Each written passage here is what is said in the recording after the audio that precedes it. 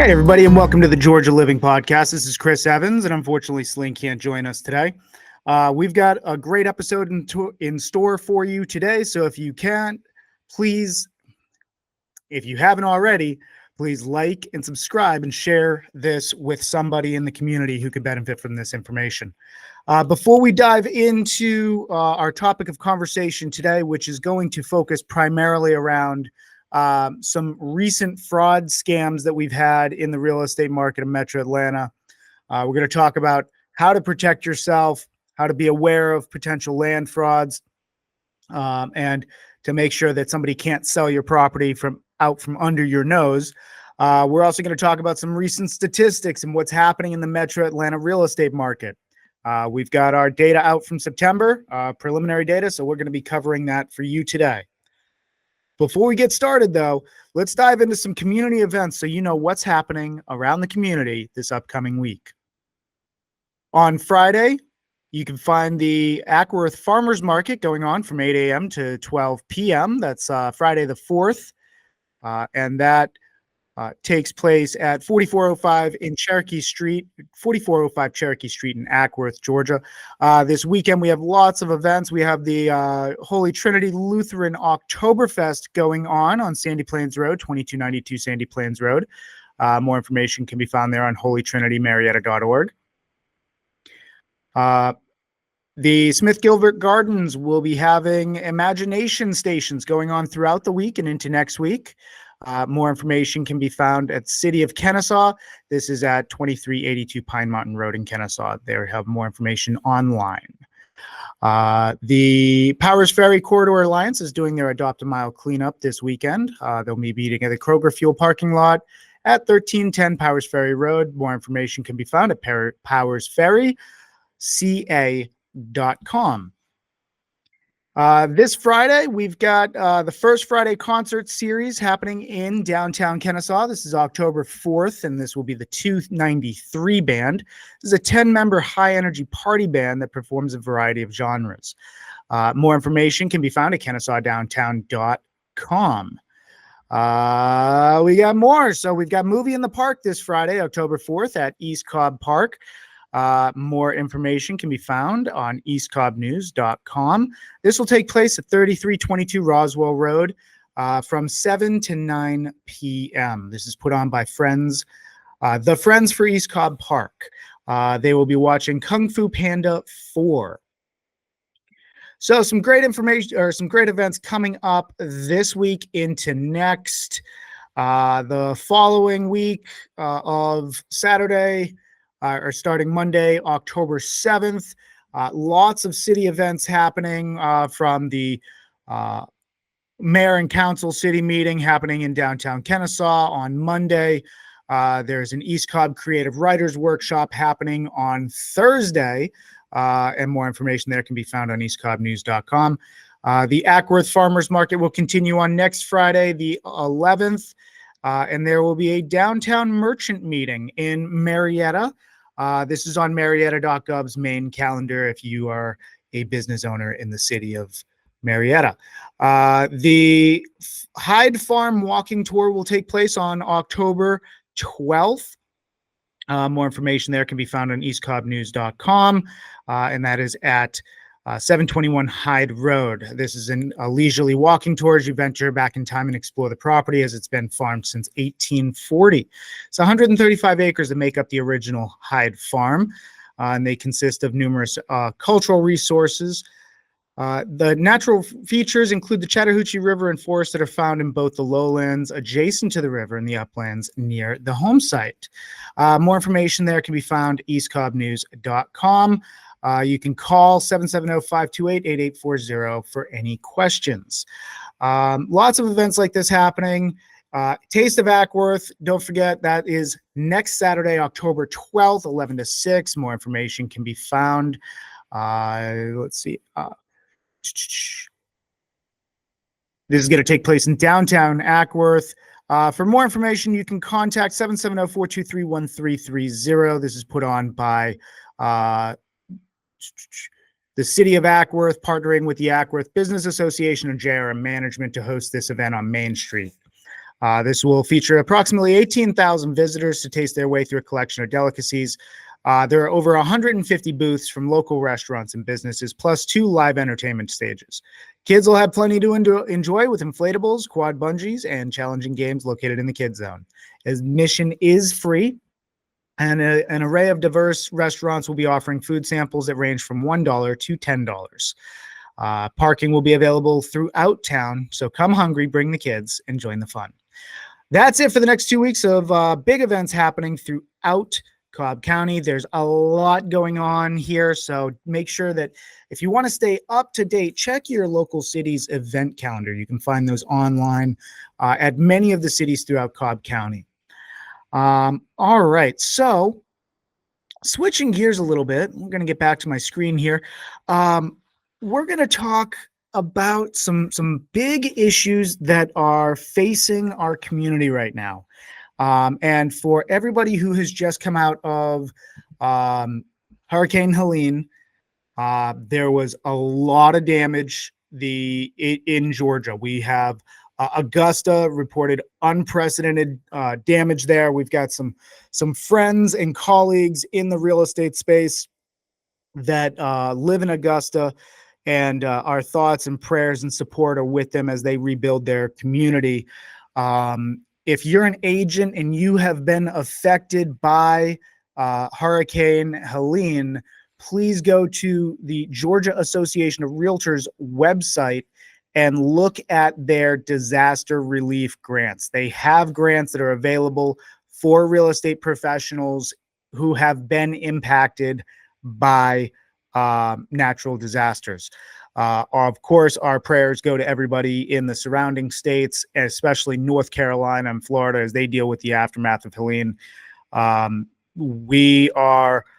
have a couple of friends who are putting together some drives to bring supplies into North Carolina and Northwest Georgia or Northeast Georgia, where it was hard hit, lots of rain, lots of broken dams, people who cannot get access to supplies other than by helicopter or mule to be brought in.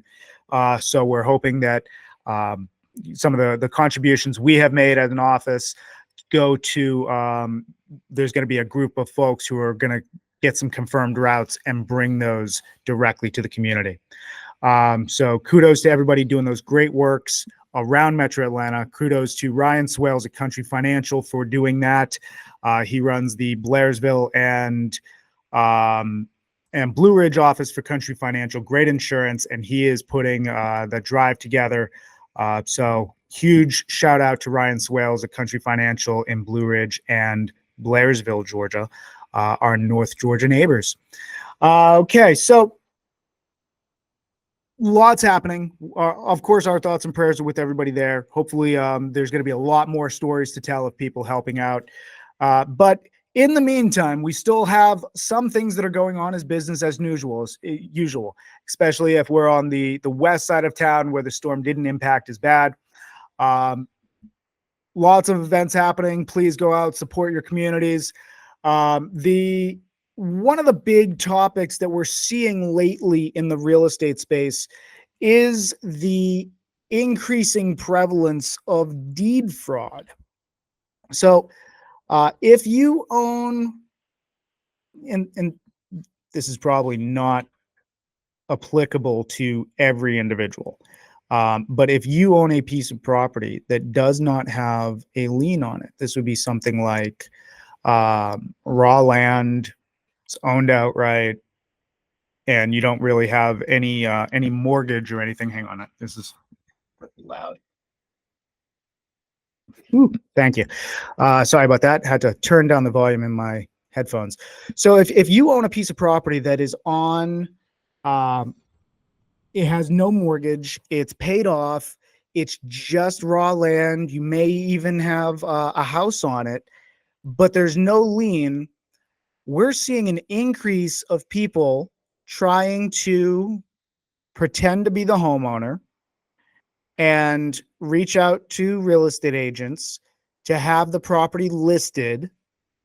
They put the property under contract, they sell the property, the funds are wired to a bank account And then by the time the owner has realized that the property has changed hands because the seller is not actually the owner, it has already changed hands. The money is gone, and you're never going to find the individual that was trying to commit fraud, because it's very hard.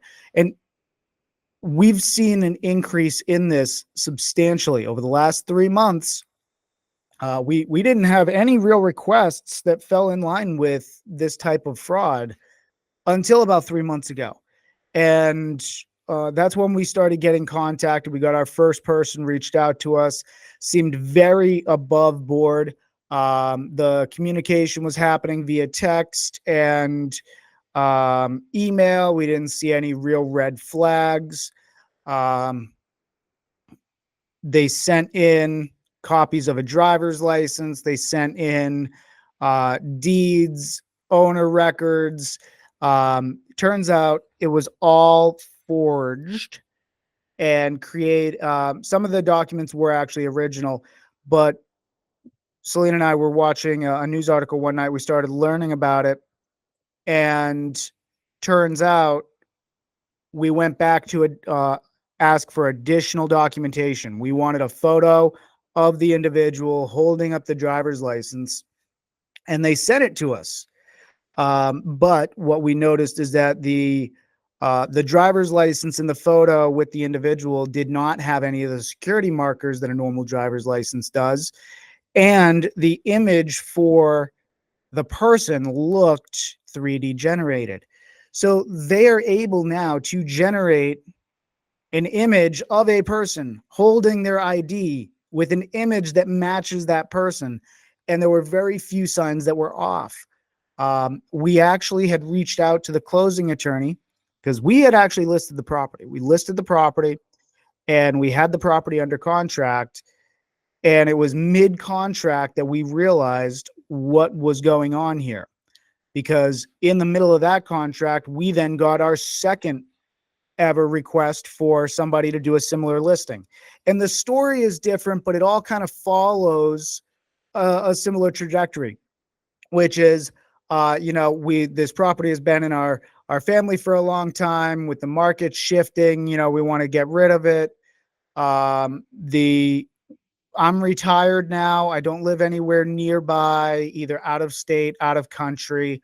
And we would, on one of them, the address on the driver's license actually matched up with the address of the tax records for the owner of record. So that was the first. This is the very first one. So we didn't catch this red flag. The second one, the address on the driver's license was in Canada, and the address of record for the owner was actually in Florida. So this is what really kind of got us clicking. We realized we had another situation, similar story. We're not getting them on the phone. The first one, it didn't really come up as a red flag because there was a good excuse for it, something along the lines of age and health and inability to really speak well. So but the second time when that happened, we said, okay, fool me once, shame on me. Fool me twice, shame on you. We're not going to get caught on this a second time. We need to be able to verify that you are who you say you are. And we sent notice saying, hey, this doesn't match up. We need to do a face-to-face with you via Google Meet. So we can do that. And we want to get in touch with you and talk to you about the property and actually see that you are who you say you are. We want to see you on camera, moving as a real person, have your license ready for us for the meeting. And then it was radio silence. So we knew right off the bat that when we didn't hear back, that person was also trying to attempt fraud. So what do? Now we have a property that's actively under contract, right? They were maybe 3 or 4 days from the buyer wiring their funds to actually close. The attorney has reviewed the license and the documents, and they didn't catch anything that looked out of place until we sent them the AI picture that was generated of the individual holding the license, missing the security marks. So in that situation, we turned it over to the attorney. The attorney took care of terminating the contract. So we weren't put in that position. We went out, we removed the sign from the yard, and we sent a letter to the owner of record on that property.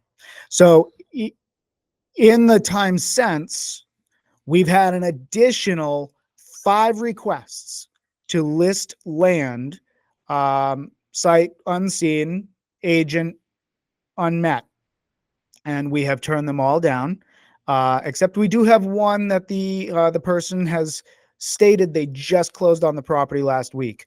So we're still going to do a face-to-face. We're going to either get them into the office or we'll do a virtual over the phone. But we're going to verify that their ID matches tax records. We're going to verify that they are who they say they are. We're going to see that ID. We're going to see the actual person. No more photos, no videos. It's easy to deep fake. You have to get in front of them in a live setting. And that is going to help protect you. Now, how do you know if your property is for sale?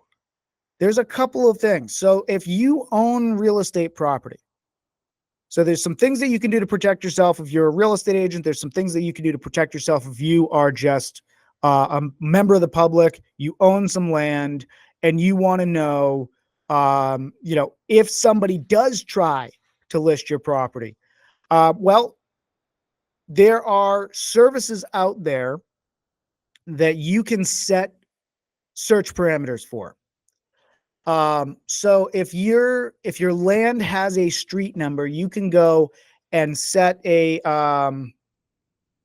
Google News search or a Google automated search for your property address, 123 Main Street, Kennesaw, Georgia.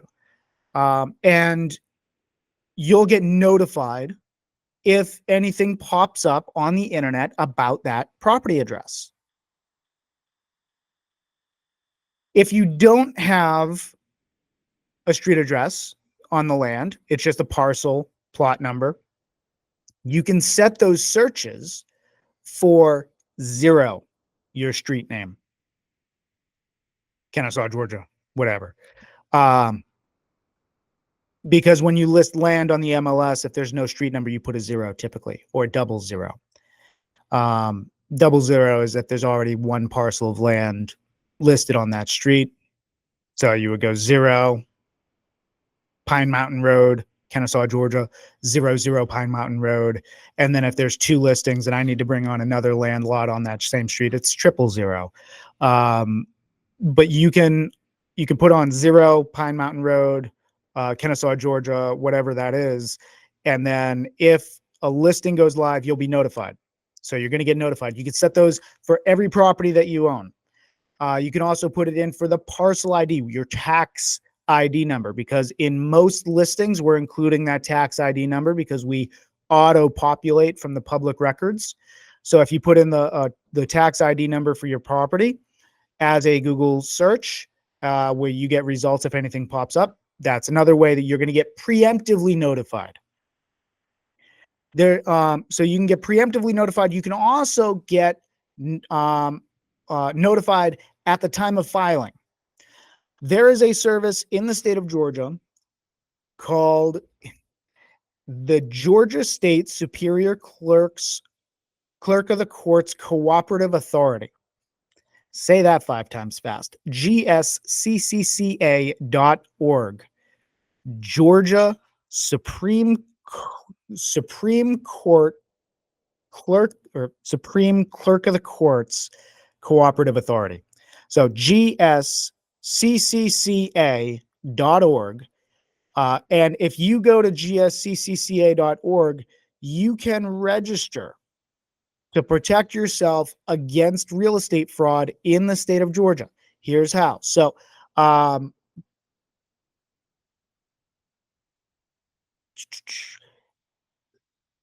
when you go to GSCCCA, there is an online portal. You can register here under the Filing Activity Notification System. This is called FANS. So FANS is a system that allows individuals in Georgia to sign up and receive notifications whenever real estate and personal property records are filed, indexed, and transmitted by clerks of the Superior Court. You can get notifications for all Georgia counties, or you can select just one county. So, for example, if somebody files a fraudulent quitclaim deed in Bartow County using your name, you would get notified by email or text.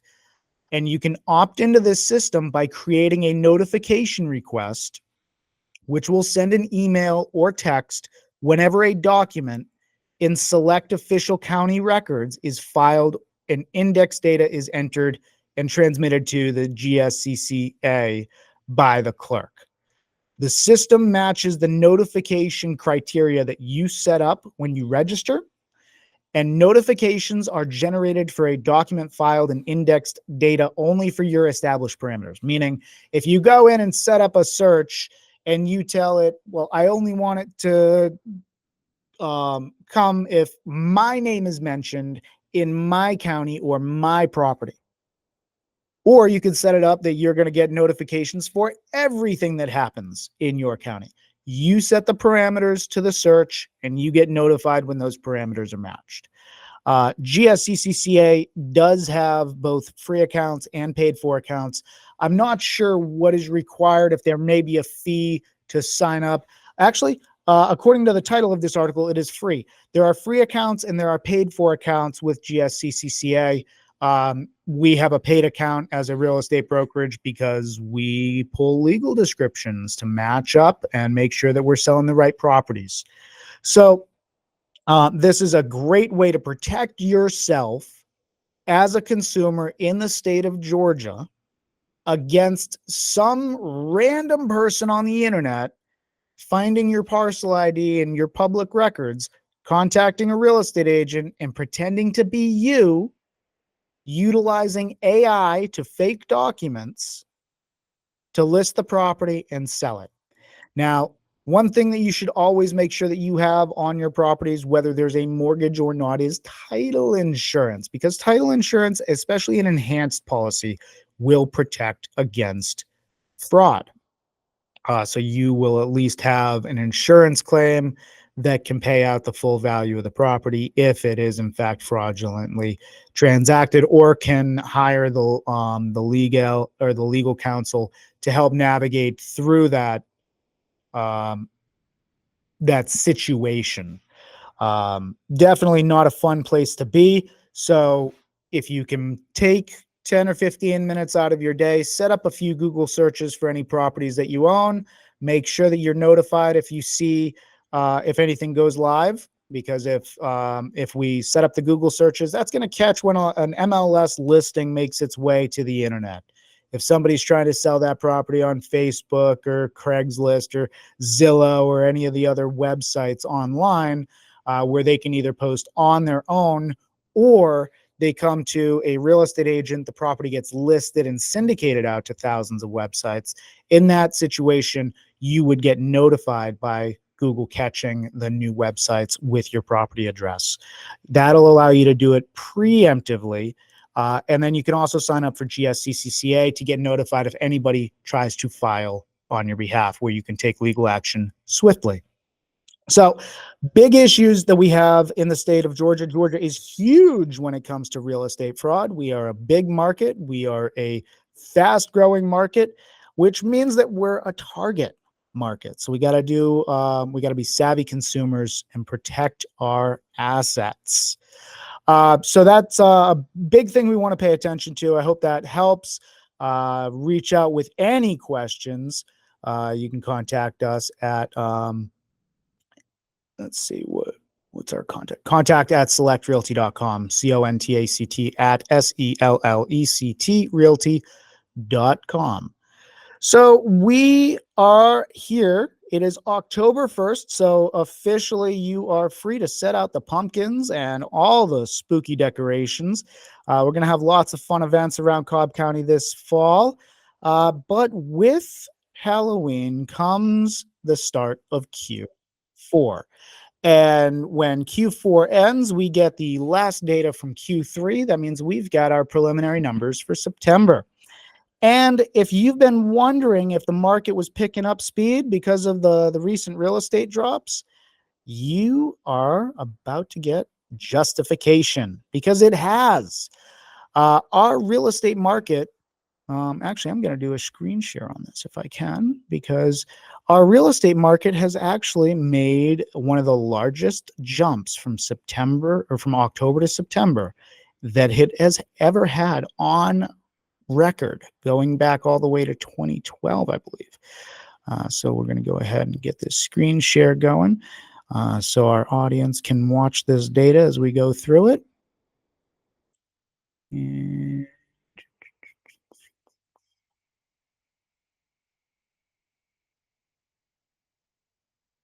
yeah, I got to get out of full screen in order to share that. There we go.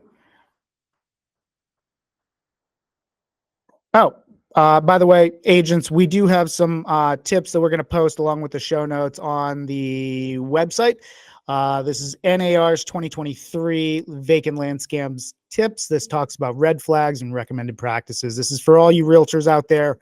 Hopefully you can help detect some of this stuff before it reaches the closing stage. Okay, so we're getting into September numbers right now.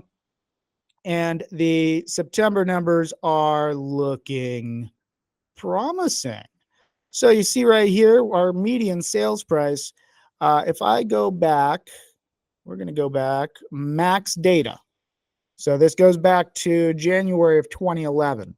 And max data on this, there have been 5 years out of this chart that the median sales price between August and September has actually increased.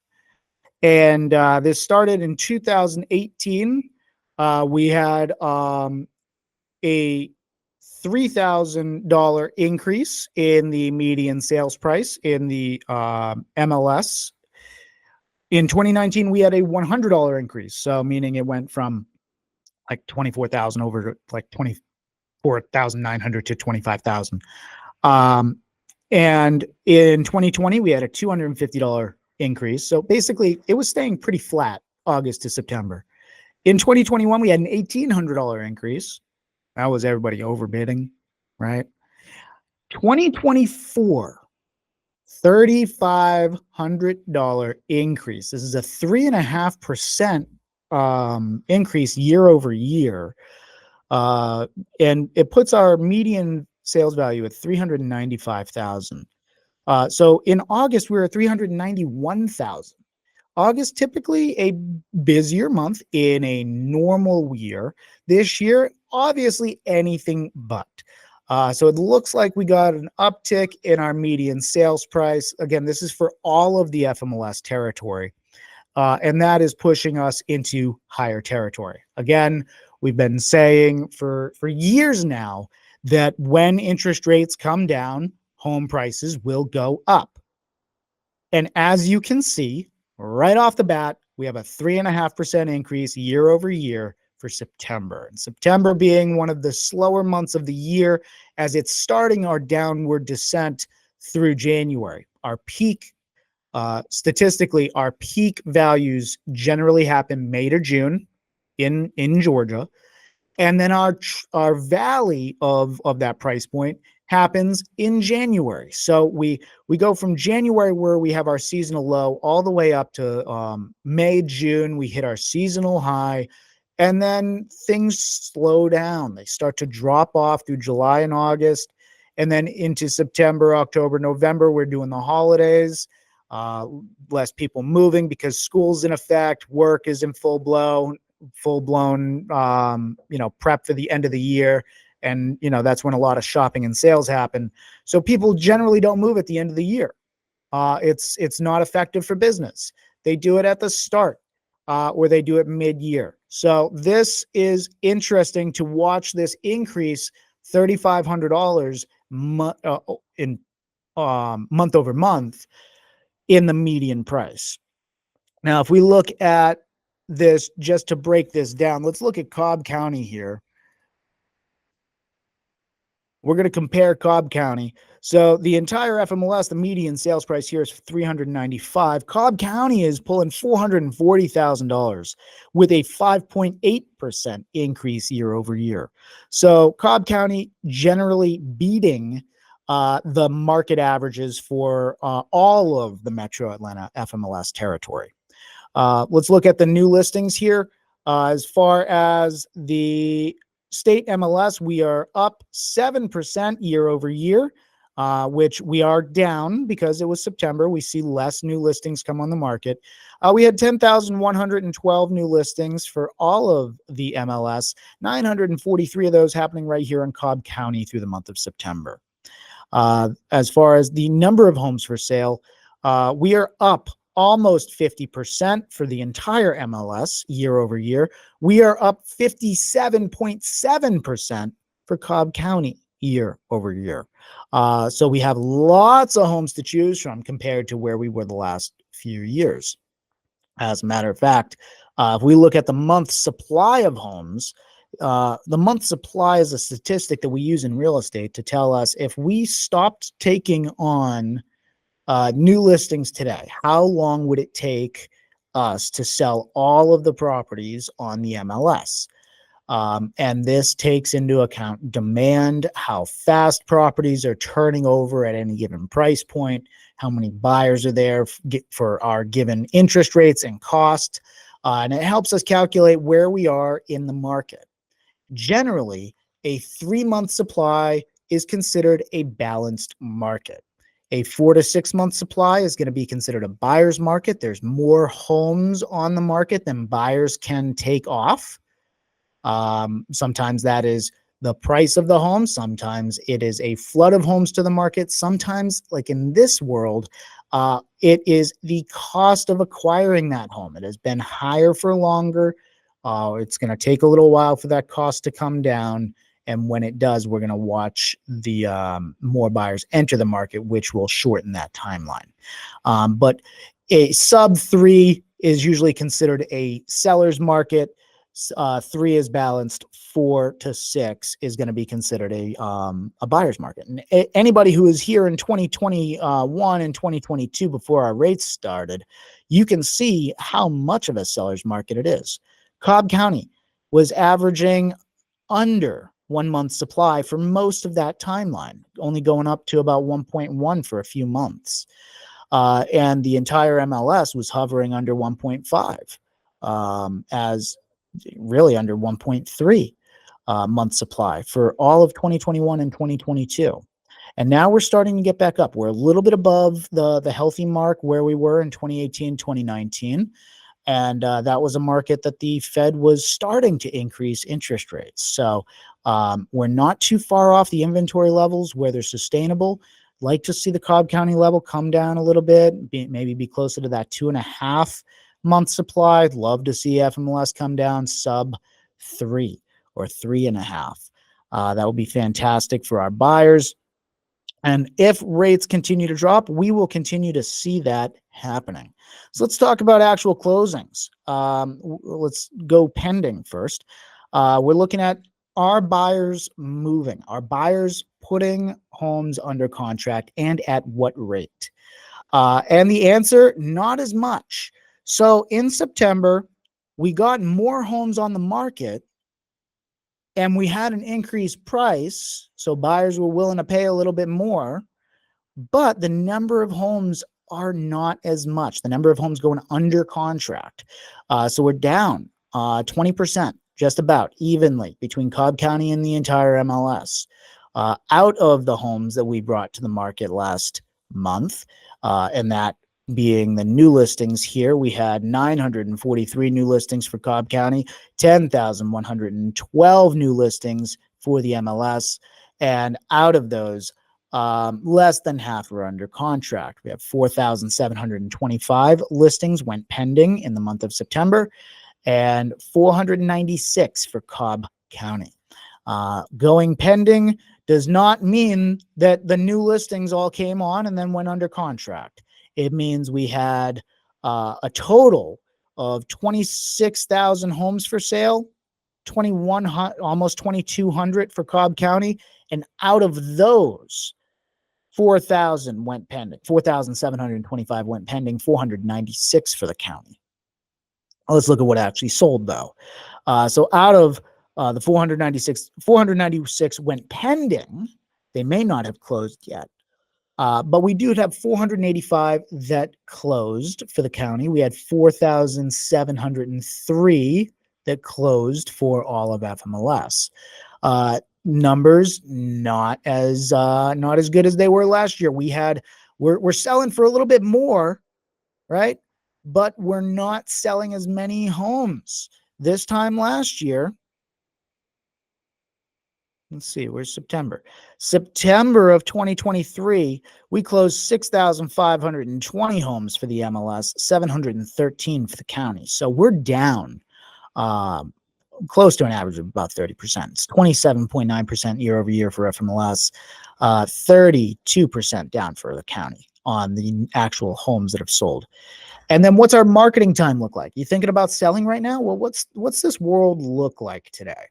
Your days on market are up 60% for the MLS, the whole MLS. They're up 72% for Cobb County. We're looking at an average marketing time right now of 24 days for the MLS, or a median marketing time of 24 days, 19 for the county, but that is median. If we're looking at the average, it's 39 days for the MLS, 33 for the county. How many total days are we looking at on the MLS? Let's go to our averages. Close to 49 days on market for cumulative days on market before it closes for all of the FMLS area. 43 cumulative days on average on market for Cobb County. We've covered our month supply, but let's look at what things are actually selling for here in Cobb. We have our percent of list price, our median numbers here, not bad. We're selling, 99.4% of the list price for the median for FMLS, 99.6 for the county. But if we look at the average, this is going to be a little different. So we're at 98.2% on average of the current list price when you go under contract. 98.8% for Cobb County, so slightly beating the greater market, which is typical of Cobb. And but if we look at, now that's the price that's advertised when a property goes under contract. What's the actual original list price? So if we take a property to market, we think that property is worth $300,000 or $400,000. What is it actually selling for on average? And our median numbers here are 97.5%, 97.9% for the county, 97.5% for the greater MLS. If we're talking about averages, though, we go down. 95.9% of the original list price is the average sale price right now. Cobb County doing a little bit better, outperforming the greater Atlanta market at 97.3% of the original list price. And this does not factor in concessions, y'all. So if you're thinking about selling a property right now, you need to understand these stats, how it factors in, how it's going to impact you as a seller, and know what's going on, because we can break this down again by price point. So I can come here and say, all right, well, if we're talking about $494,000 or more, and we're looking at the percent of original price, Cobb County is doing even better. It's 98.1, 362 to 493,000. Cobb County is selling at 96.8. The MLS 96.9. So in that price point, Cobb County, as an average, is actually underperforming the MLS, or basically it's on par with the MLS. It's very close there. We're talking about the lower price points, so 268 to 361. Cobb County selling at 97.4, MLS at 96.2. And if we're going 267,000 or less, at this price point, we're probably seeing a lot of properties that need work, because we're seeing them sell at 95.8 or 93.1. So it's becoming harder and harder to find properties in these low price points throughout Metro Atlanta. And when you do see them right now, we're seeing them going at worse stats because many of them are in a substantial state of disrepair, and they're being advertised to people who are going to take on that work. If we're looking at a price per square foot for all of Metro Atlanta right now, we're looking at $151, which is up 0.7% or 70 basis points. And Cobb County being $198 per square foot. Oh, wait, hang on. There we go. Just had to switch out of the filter on all price points. $189 a square foot, up 2.2% for all of FMLS. Cobb County, $200 per square foot, down 0.5%. We're talking about dollar volume. This is how much real estate is transacted in the county. We're looking at $2.272 billion for the entire FMLS area, which is down 23.9% year over year. Cobb County, $252 million, also down, but 27.1%. So we are selling far less in terms of real estate volume. What does this mean? This impacts the county coffers. Keep in mind that every time a real estate property is sold, the buyer generally pays a state tax and they pay a local tax. They are also paying they pay an intangibles tax, they pay a transfer tax. So there are lots of taxes that are paid when real estate is transacted. And when we're talking that we're down 23.9% for all of the FMLS, over billions of dollars, 2.272 billion, that's a lot of taxes that the state is not getting this year. So that is something that we can kind of keep in mind, just on the back burner, that poor performing real estate market may lead to property tax increases. Shows to pending.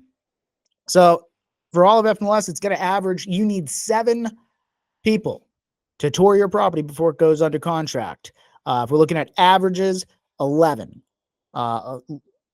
This is down 9.1% year over year. We need 13.3 showings in Cobb County before we go under contract, but let's look and see what these are actually getting. So we need 11 showings for the MLS. We need 13.3 in Cobb County statistically before we're going to get under contract.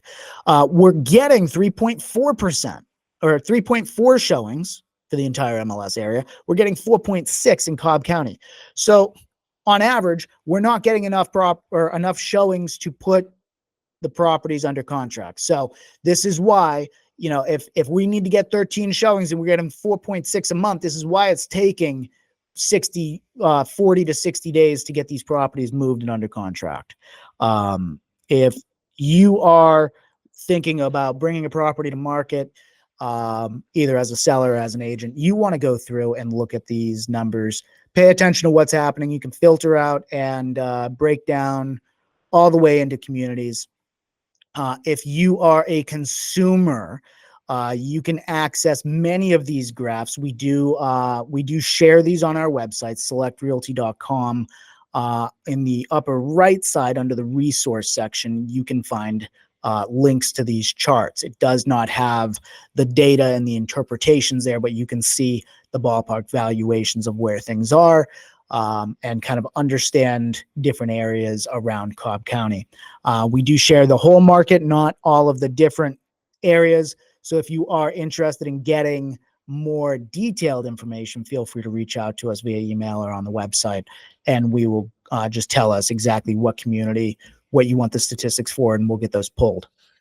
Now, it is October 1st. So being October 1st, these numbers are subject to change because this is tied directly to our MLS, and there are plenty of people that had a closing yesterday that hasn't been reflected in this market. So we cover this on the 1st every month. The first month, the first episode that we do following the release of data will have statistics in it every month. But just be aware that these statistics are subject to change and they'll be refined throughout the month. These are not final. These are preliminary numbers, but they're out, so we get to use them, and it helps us gauge where the market is going. So we've got a lot in store for you. I hope that today's episode was beneficial. We covered a lot of information on this. It is so important right now for you to make sure, if you own property, you are protecting yourself against deed theft or deed fraud. It's very easy to do. Make sure you're setting up those Google News alerts for any address or property parcel ID that you own. If there's no lien on the property, if you've got liens on the property, if you have a mortgage on it, then generally you don't have to worry, because it's very hard to commit fraud on that, because somebody's going to have to bring a lot of money. And we have to get your social security number, your tax reporting information. It's a lot more work to verify an owner of a property when there's a lien on it. If somebody comes and files a quitclaim deed against your property, that is sometimes not advertised online. The only way that you're going to catch that is by registering with the Georgia Superior Clerk of the Courts Cooperative Authority, gsccca.org. You can register there for free. There is information online for how to do so. You're going to use the FANS system. We'll post a link to find out how to do that on the show notes, which will be available on selectrealty.com, Apple, and Spotify, anywhere you get your podcasts. Then with our statistics, we are seeing less homes selling, but we're seeing them go for higher prices. Meaning, if you've got a unique property, one that is hard to replicate, it is a great time to sell. If you have a home that is going to compete with a lot of properties for sale at the same time in your market, and you think that a lot are going to come up next spring, now is also a great time to consider selling, because of interest rates and the momentum that that's bringing. We do have more buyers in the market today. I've been consistently bringing out between 6 and 10 people for my open houses for the last 3 weeks. And for the months before that, it was a struggle to get 1 or 2. So we're seeing more people in the market. If you are a buyer, it's a great time to start dipping your feet in the water. Make sure you're talking to individuals about how the new compensation rules work and how it's going to impact you as a consumer.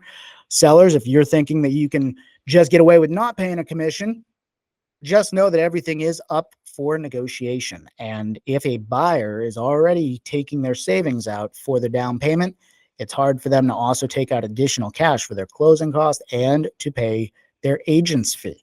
So we are still seeing that the properties going under contract are the ones where the commission is being absorbed by the seller. Not always the full amount that the sellers were previously used to, but still it is within a general ballpark where it's similar enough. So if you have questions about how that works, how negotiation works, we are happy to talk to you. Agents, if you are talking to a consumer and you tell them you still have to pay the commission, seller, you don't. And you shouldn't say those things to people because of the antitrust lawsuit. It is negotiable. It is up to the seller as to how they want to pay the commission to their buyer's agents. It is our job to facilitate that. And if you are an agent and you are working with a buyer and that seller is not advertising a commission, submit the offer.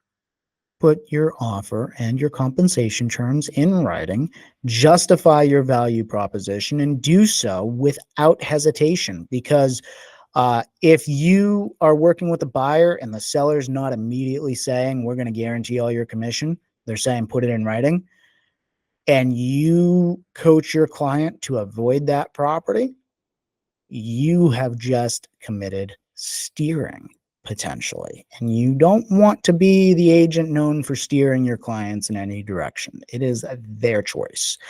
So just please pay attention to this stuff, y'all. Watch what you're saying if you're an agent. If you're a seller, make sure you're interviewing folks that are shooting you straight, and choosing to work with somebody that you feel is going to work in your corner to bring you the best level of service because you are paying for them. And buyer, you have always paid the commissions and the transactions if you want to get technical with it, because guess what? You're the only one that brings the money to the closing table.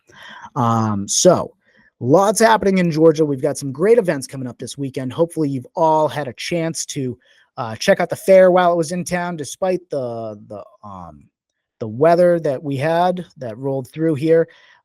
Spoiler alert for next episode when Céline is back.